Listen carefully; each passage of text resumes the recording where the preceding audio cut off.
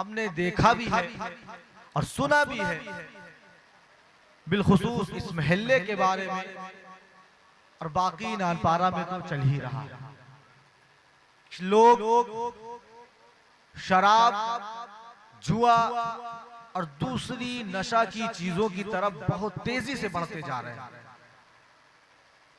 बड़े तो बड़े, छोटे बच्चे भी उसकी तरफ मुतवज्जे हो रहे हैं, और घर वालों को इसकी खबर भी नहीं है, घर वालों को इसकी फिक्र भी नहीं है। अल्लाह रब्बुल इज्जत कुरान पाक में इरशाद फरमाता है, यसअलूनका अनिल खम्रि वल मैसिर, क्या महबूब, लोग आपसे खमर यानी शराब और जुए के बारे में पूछते हैं।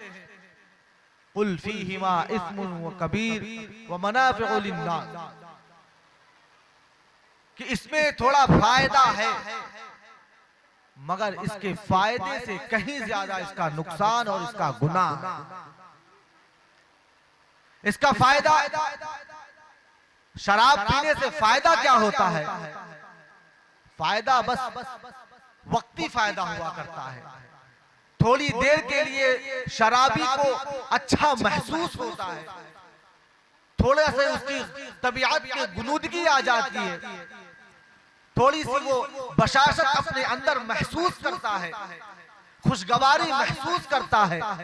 थोड़ी देर के लिए जब तक वो शराब पीता है, शराब का घूंट पीता है, या जब तक उसके ज़हनो दिलो दिमाग पर उस शराब का नशा तारी रहता है, तब तक उसे अच्छा महसूस होता है, उसे अच्छा लगता है, यही उसके लिए फायदा है।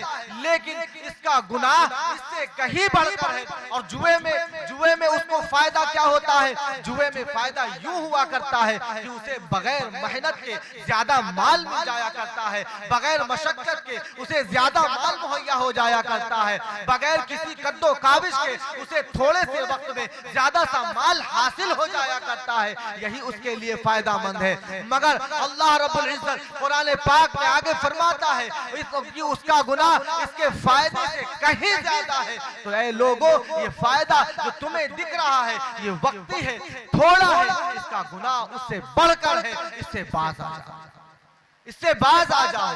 और अल्लाह रब्बुल इज्जत कुरान पाक में दूसरी जगह इरशाद फरमाता है, या अय्युहल्लज़ीना आमनू इन्नमल खमरु वल मैसरु वल अंसाबु वल अज़लामु रिज्सुम मिन अमलिश शैतान फज्तनिबूहु लअल्लकुम तुफ्लिहून।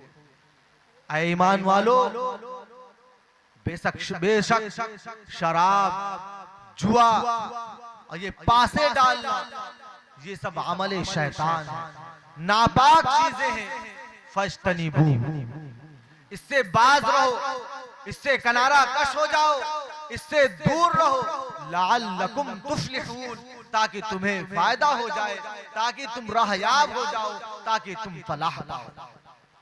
अल्लाह रब्बुल इज्जत ने कुरान पाक में शराब को नापाक फरमाया, जुआ को नापाक फरमाया, और फरमाया कि ये अमले शैतान है, और फरमाया इसमें बड़ा गुनाह है।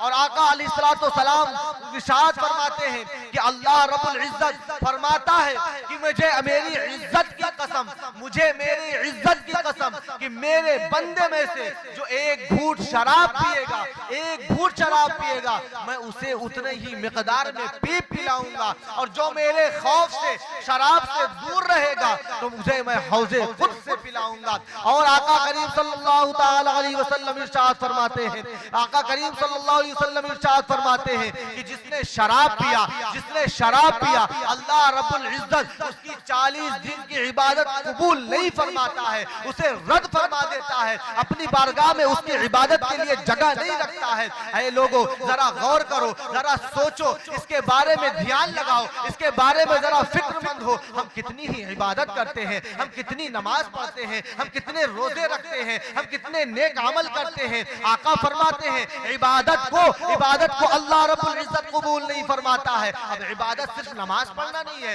इबादत सिर्फ रोजा रखना नहीं है, इबादत सिर्फ ज़कात देना नहीं है, बल्कि हर वो काम जो अल्लाह को खुश करने के लिए हो, अल्लाह की तस्बीह और तहलील में हो, अल्लाह के जिक्र के लिए हो, वो इबादत है। अब जरा सोचो, अगर तुमने शराब पीकर कोई नेक अमल कर लिया हो, किसी को कोई रास्ता बता दिया हो, किसी के खाने का इंतजाम कर दिया हो, किसी कोई भी नेक अमल कर दिया हो, कभी एक मर्तबा सुभान अल्लाह भी कह दिया हो, अगर कोई एक मर्तबा कुछ कुरान की कुछ आयतें भी पढ़ ली हो, ये भी इबादत में शामिल है। और उससे बढ़कर अगर आपने नमाजें पढ़ ली, वैसे तो नमाज पढ़ते ही नहीं है, जुमा को नजर आते हैं, और बाद लोग ऐसे भी हैं जो जुमा को भी नमाज नहीं पढ़ते हैं। जरा सोचो कि तुमने महीने में एक मर्तबा नमाज पढ़ ली, महीने में तुमने रमजान भर में रोजा रख लिया, और फिर तो ऊपर से तुम शराब पीते हो, ऊपर से तुम जुआ खेलते हो। अल्लाह रब्बुल इज्जत उसको अब उस इबादत को कबूल नहीं फरमाएगा, कबूल नहीं फरमाएगा। तो जरा सोचो तुम्हारे नामे आमाल में कौन सी नेकियां होंगी जो लिखी हुई होंगी, कौन सी नेकियां होंगी जो तुम्हारे मग़फ़िरत का जरिया बनेगी। बेशक सोचने का मकाम है, ये फिक्र करने का मकाम है कि है हमारा समाज, ये हमारे बच्चे, ये हमारे नौजवान किधर जा रहे हैं, कहां जा रहे हैं, किसकी फिक्र में लगे हुए हैं। छोटे छोटे बच्चे जुआ खेलते हुए नजर आते हैं, छोटे छोटे बच्चे ऐसा काम करते हुए नजर आते हैं कि बड़े भी देखकर अपने दांतों के नीचे उंगलियां दबा ले। हमने तो यहाँ तक सुना है कि वो लोग, जरा कान खोल कर सुन ले, जो बिजनेस करते हैं इस चीज का, जो नशे का बिजनेस करते हैं, अगरचे वो जाहिरन शराब नहीं बेचते, मगर दूसरी और भी बहुत सी चीजें हैं जो नशे की हैं, जैसे अफयून होती है, या उसके अलावा जो दूसरी चीजें हैं जिसको अपनी जबान में चरस कर कह दिया करते हैं, लोग उसका बिजनेस करते हैं। छोटे छोटे बच्चे शामिल हैं, नौजवान शामिल हैं, बूढ़े शामिल हैं, वो दुनिया की थोड़े से मालो दौलत के खातिर दूसरों की जिंदगी बर्बाद करने पर तुले हुए हैं। तुमने वो चीज खरीदी, अपना पैसा लगाया, अपना पैसा लगाने के बाद जो उससे कमाया वो भी हराम रहा, जो हराम काम में अपना जो जायज पैसा था वो भी लगाया, वो भी हराम हो गया, उससे जो कमाया जो खाया वो सब हराम में हो गया। मगर जरा और भी सोचो कि इसका दूसरा पहलू क्या है कि आपने वो चीज खरीदी, किसी के लिए आपने बेच दी। अगर कोई मुसलमान है तो आपने उसकी जिंदगी बर्बाद करने के लिए आमादा हो गए, उसकी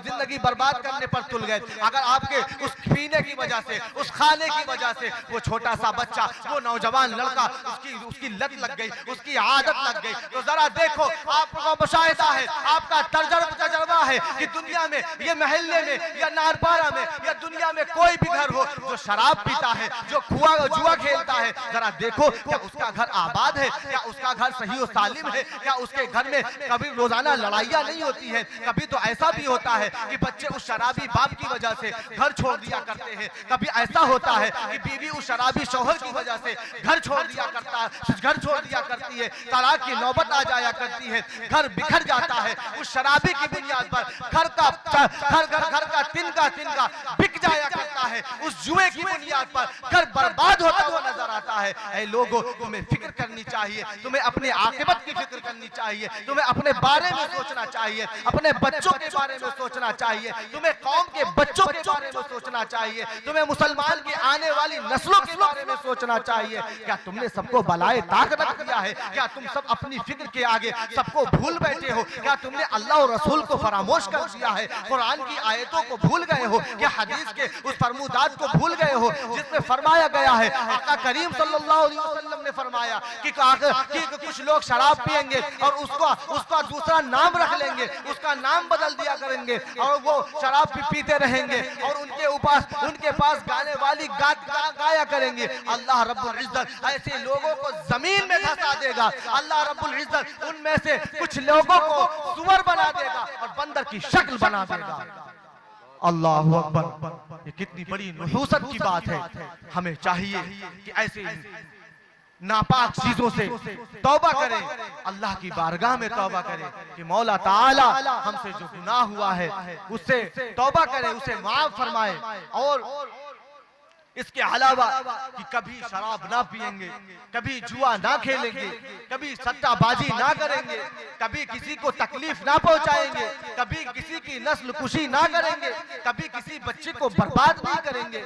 ऐसा आज़्म बना ले और अल्लाह की बारगाह में रोएं और गिड़गिड़ाएं, तौबा इस्तगफार करें और अल्लाह की बारगाह में सजदा रेज हो जाए, उसकी बारगाह में दिल से तौबा कर ले कि मौला ताला मुझे माफ फरमाए और नेक अमल करने की तौफीक अता फरमाए। मौला ताला की बारगाह में दुआ है कि मौला करीम हम सबको ऐसी नापाक और नुहूसत वाली चीजों से बचने की तौफीक अता फरमाए।